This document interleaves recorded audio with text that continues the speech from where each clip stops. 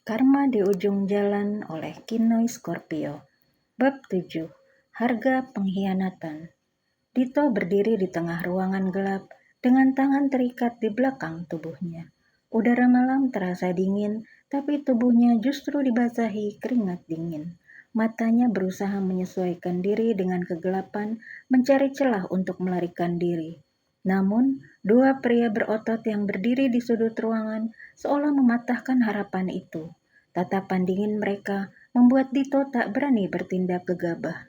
Suara langkah sepatu terdengar mendekat. Pintu yang berderit itu terbuka perlahan, dan Arman muncul dengan langkah penuh percaya diri. Wajahnya datar, tapi sorot matanya seperti pisau tajam yang siap menusuk. "Selamat malam, Dito," ujar Arman dengan nada rendah namun tegas. Dito menelan ludah, berusaha menutupi rasa takut yang menguasainya. "Apa maumu, Arman?" tanyanya, meski terdengar tenang, meski suaranya bergetar. Arman menyunggingkan senyum kecil, lalu melangkah mendekat. "Apa mauku? Kau yang lebih tahu. Aku cuma ingin memberi waktu kita untuk berbincang." "Berbincang? Di tempat seperti ini? Aku nggak ngerti maksudmu." Arman tertawa kecil, tapi tawanya terdengar dingin. Ia menepuk pundak Dito, lalu berjalan perlahan mengitari tubuhnya. "Kau tahu, Dito, aku selalu menghargai keberanian, tapi keberanian yang bodoh itu cerita lain." "Aku nggak ngerti maksudmu," balas Dito cepat. Matanya melirik ke sekeliling mencari dukungan yang tidak ada. Arman mendadak berhenti di depan Dito. Wajahnya hanya beberapa sentimeter dari wajah Dito. "Jangan berpura-pura bodoh. Kau tahu betul apa yang kau lakukan." "Arman, dengar, aku nggak tahu soal Maya." "Diam!" Suara Arman menggema di ruangan, membuat Dito terdiam. "Kau pikir aku nggak tahu apa yang kalian lakukan di belakangku? Kau pikir aku pria yang bisa kau permainkan?" Dito terdiam. Bibirnya gemetar tapi tidak ada kata yang keluar. Arman tersenyum dingin, lalu melangkah ke arah pintu. Ia memberi isyarat singkat pada kedua pria di sudut ruangan. "Mereka akan membantumu memahami apa yang kumaksud," katanya sambil melangkah keluar. Dua pria itu bergerak cepat melepaskan ikatan di tangan Dito, tapi sebelum ia sempat bereaksi, mereka menyeretnya keluar dari ruangan.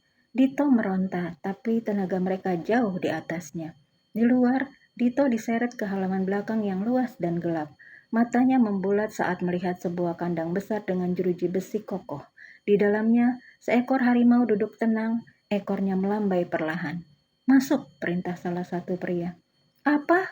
Kalian gila?" Dito mencoba melawan, tapi pria itu mendorongnya keras hingga ia terjatuh ke dalam kandang. Pintu kandang ditutup dengan suara menggelegar, mengunci Dito di dalam. Harimau itu mengangkat kepalanya, menatap tajam ke arah Dito.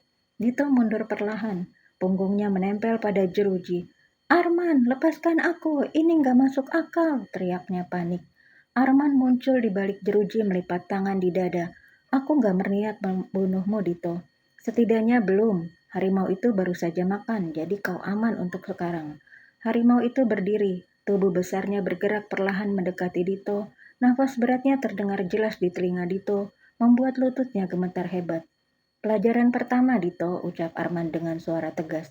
"Jangan pernah sentuh milik orang lain." "Aku nggak tahu kalau dia." "Cukup," potong Arman, matanya menatap tajam. "Aku nggak peduli alasanmu. Kau pikir aku akan membiarkan ini berlalu begitu saja?" Dito tidak mampu menjawab.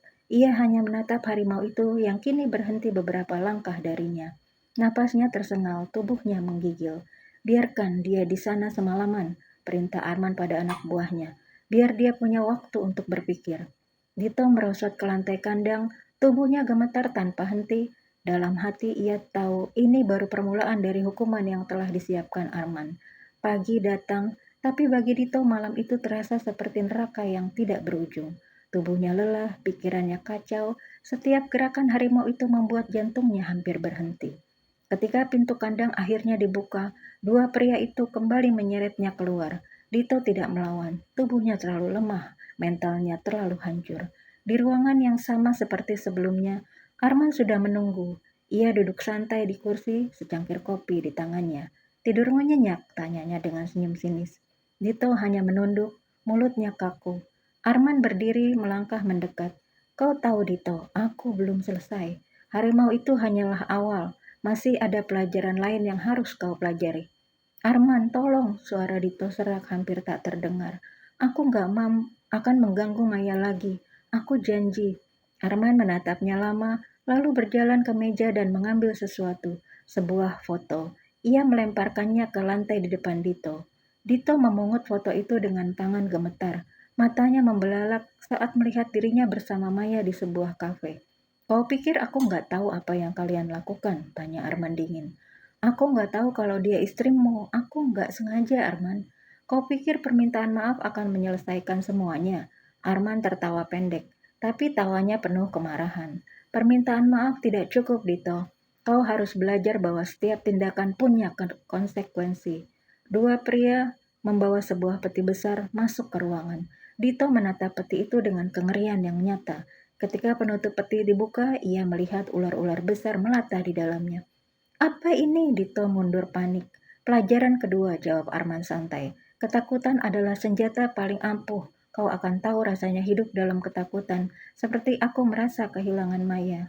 Dito menggigil hebat, tubuhnya hampir rubuh, tapi Arman hanya menatap dingin tanpa belas kasihan. Selama berjam-jam Dito dipaksa duduk di dekat peti itu, menghadapi ular-ular yang melata dengan gerakan lambat. Tidak satu pun ular dikeluarkan, tapi ancaman berada, mereka cukup untuk menghancurkan mental Dito. Ketika akhirnya ia dibawa keluar, tubuhnya lemah seperti tanpa tulang.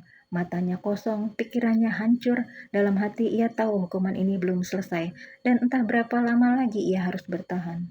Setelah diangkat dari tempat penuh ular itu, Dito dibawa ke tempat yang lebih menakutkan. Kemana lagi kalian akan membawaku? Dito bertanya, namun hanya suara seraknya saja yang keluar.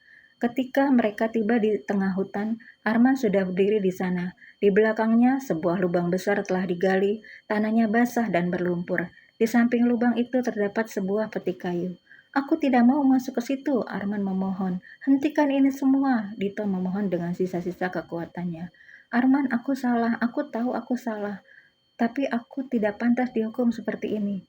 Kau pikir aku peduli apa yang pantas atau tidak? Setelah apa yang kau lakukan bersama Maya, kau harus bayar harga itu, jawab Arman, lalu memberi isyarat kepada anak buahnya. Dua pria itu menyeret Dito ke tepi lubang. Meskipun ia meronta sekuat tenaga, tubuhnya terlalu lemah untuk melawan. Masuk, perintah Arman singkat. Apa kau benar-benar mau membunuhku? Dito menatapnya dengan mata penuh air mata. Arman mendekat, wajahnya hanya beberapa sentimeter dari Dito. Aku tidak perlu membunuhmu, Dito. Aku cuma ingin kau tahu rasanya kehilangan kendali atas hidupmu. Dengan dorongan keras, Dito dijebloskan ke dalam peti, meninggalkan Dito di dalam kegelapan total. Judulnya Karma di Ujung Jalan, ditulis oleh Kinoy Scorpio. Baca di KBM App ya.